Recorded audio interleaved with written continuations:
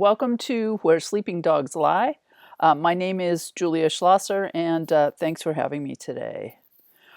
In the 2016 anthology Mourning Animals, Rituals and Practices Surrounding Animal Death, animal activist and professor of anthrozoology Margot DeMello states that people in industrialized and post-industrialized countries live more intimately with companion animals, pets, than ever before in history, a marked change from even 50 years ago.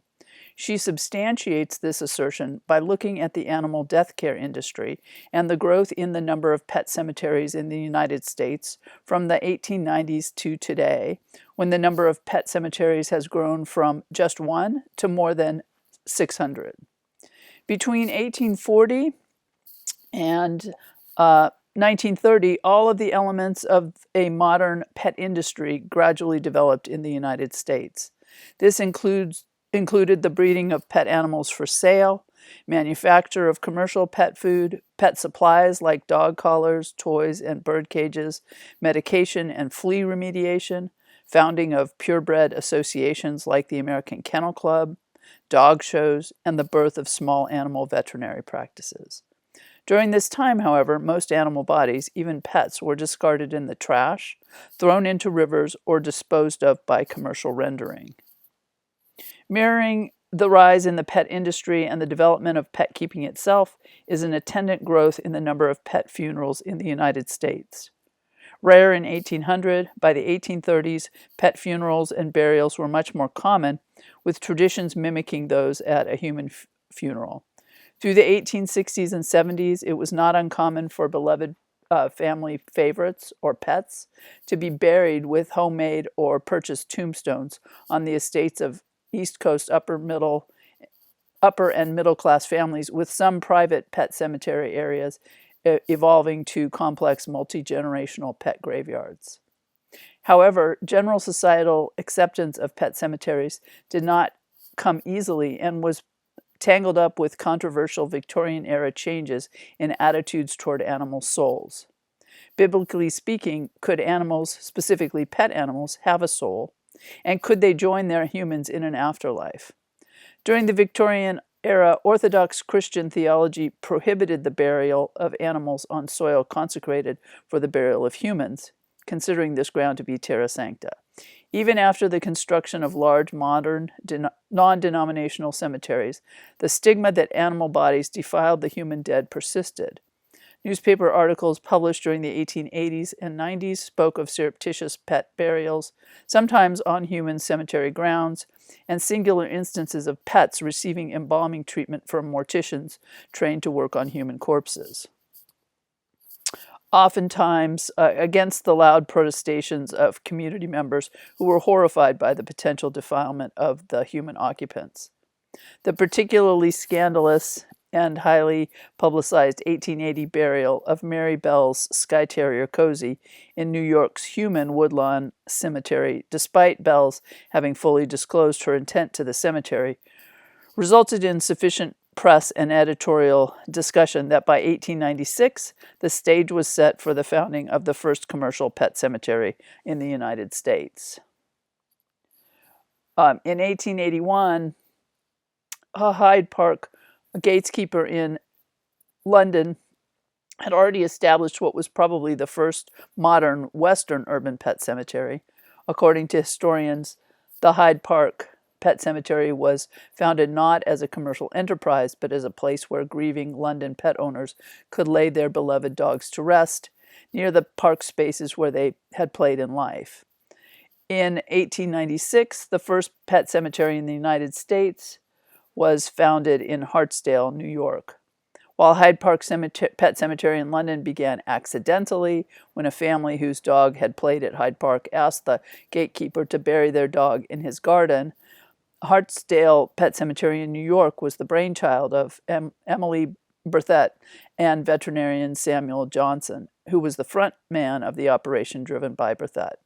Although Berthet remained the mystery woman behind the scenes, it was her plan to build a quote, American animal necropolis that would set the standard for the rest of the world, end quote, that created Hartsdale Pet Cemetery, one of the oldest and largest still operating pet cemeteries in the world.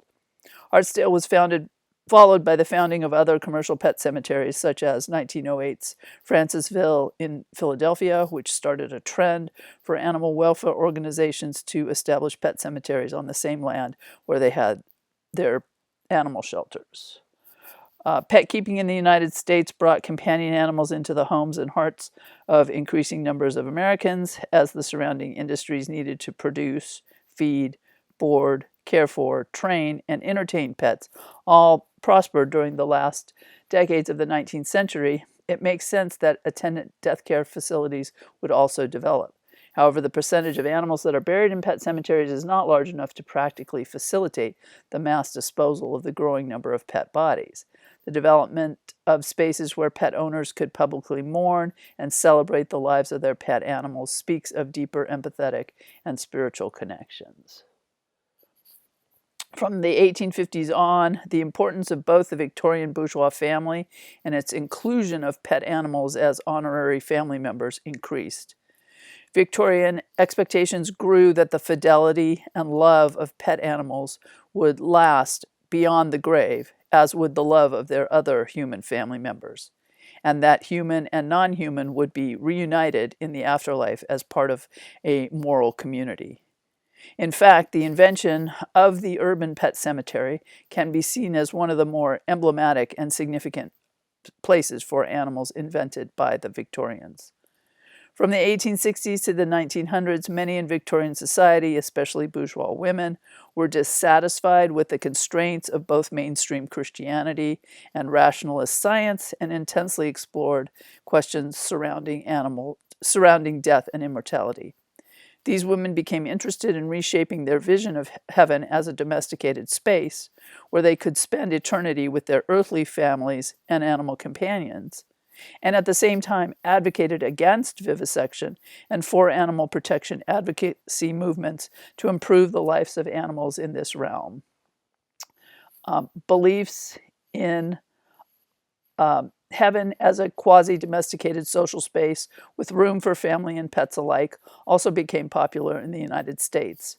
With her two massively successful didactic novels, The Gates Ajar, 1869, and Beyond the Gates, best-selling American author Elizabeth Stuart Phelps encouraged her readers to, quote, set aside the rigors of Christian doctrine, end quote, for a more flexible view of heaven. She urged that on questions like the future life of animals, which doctrine simply cannot resolve, we should hold out hope that we would be joined in a heaven of our understanding by the companion animals we treasured in this life. In 1904, Phelps published the novel Trixie, which advocated against vivisection not only on the grounds for animal cruelty, but also on the grounds that it corrupted young doctors. By the 1920s, the U.S. was well on its way to creating a network of over 600 pet cemeteries, and today there are more pet cemeteries in the United States than in the rest of the world combined. A market thus emerged for commercial pet cemeteries, and one of the first and largest in California, the still existing and thriving Los Angeles Pet Memorial Park in Calabasas, California, was opened by Hollywood veterinarian Dr. Eugene C. Jones in 1828. The Jones family owned and operated pet empire spanned from the early 1920s to the early 1970s, from Hollywood, California, to Big Bear, California, to the San Fernando Valley, and Jones and his legacy received extensive coverage in the pages of the Los Angeles Times newspaper during his lifetime and beyond.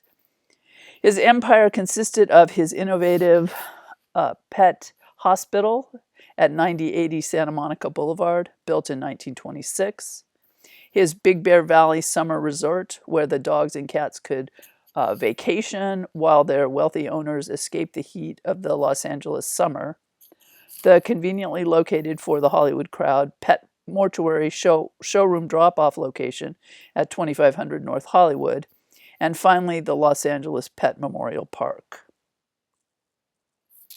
The Los Angeles Pet Memorial Park has a unique connection with the Hollywood community. Paul Koudounaris writes that in the land of the stars in the 1920s and 30s, Readers consuming news items related to the movie industry were very attracted to the vulnerability they shared with Hollywood celebrities upon the passing of their animal companions, providing a promotion and marketing opportunity for the bereft celebrities, along with the very real need to share their genuine emotion at the loss of beloved companion animals. However, in the 1920s, home pet burials and official pet cemeteries were prohibited by Los Angeles city ordinances. With the star's need for privacy and the inadvertent destruction of the graves of several important early animal film stars, including Charlie Chaplin's canine co-star Mutt, the market was ripe for the 1928 opening of Los Angeles's first pet cemetery, which soon became known as the Valhalla of Dogs and Cats of the Screen and America's Amazing Pet Cemetery for pets of stars. The Los Angeles Pet Memorial Park is the largest and oldest modern pet cemetery in California, located at 5068 Old Scandia Lane, Calabasas, California. According to the LAPMP website, it was founded by celebrity veterinarian Dr. Eugene Jones on September 4th, 1928, and became the final resting place for such animal stars as Tawny, one of the MGM lions, and Jigs, cheetah from Tarzan, with over 40,000 animals interred here. In 1924, Dr. Eugene C. Jones moved to Los Angeles after graduating with his degree in veterinary medicine from Washington State College, and immediately began to establish himself as veterinarian to the stars. A 2003 Los Angeles Times article refers to Jones as the veterinarian who professionalized animal care in Los Angeles. Jones built and opened the E.C. Jones Veterinary Hospital at 9080 Santa Monica Boulevard in West Hollywood in 1926. In 1928, he hired the architectural team of Walter Werdeman and Welton Beckett from the University of Washington to remodel and enlarge his original building. The duo would become iconic shapers of the Los Angeles urban landscape. They turned Jones Pet Hospital into a renowned but no longer extant, streamlined, modern building. From the beginning, Dr. Jones seemed to have had an almost prescient ability to predict what his well-to-do and Hollywood clientele would appreciate. His Santa Monica building, one of the first small animal veterinary practices in Los Angeles, was replete with innovations that we now take for granted. Dr. Jones Pet Hospital, with its x-ray facilities, private waiting rooms for VIPs, and culinary facilities to accommodate nutritional or dietary needs for the animals, was more up-to-date and better equipped than some area human hospitals at the time. Jones also segregated dogs and cats into their own surgical bays. In 1928, Jones and his real estate brother Rollins Jones came up with the idea to build a pet cemetery far enough outside the city limits to avoid the ordinances prohibiting pet cemeteries and pet burial on private property, close enough to his Hollywood clientele, and scenic enough to appeal to their aesthetic sensibilities. Ostensibly, Jones was the first to bury his dog on the 10-acre plot of land purchased from disgraced Hollywood moneyman and convicted embezzler Gilbert H. Besmeyer. While Jones ran the pet hospital, his mother Mattie and his brother ran the Hollywood mortuary location and drove the hearse to pick up pet bodies as needed, making this a truly family-run business. Jones continued his illustrious career. In April of 1948, then California Governor Earl Warren appointed him to the Board of Examiners in Veterinary Medicine for a term ending in 1952. Today, LAPMP has cremated or interred over 42,000 animals and remains the largest and oldest pet cemetery in Los Angeles County. In the 1980s, the park transitioned to a nonprofit corporation, Sophie, Saving Our Pets History in Eternity.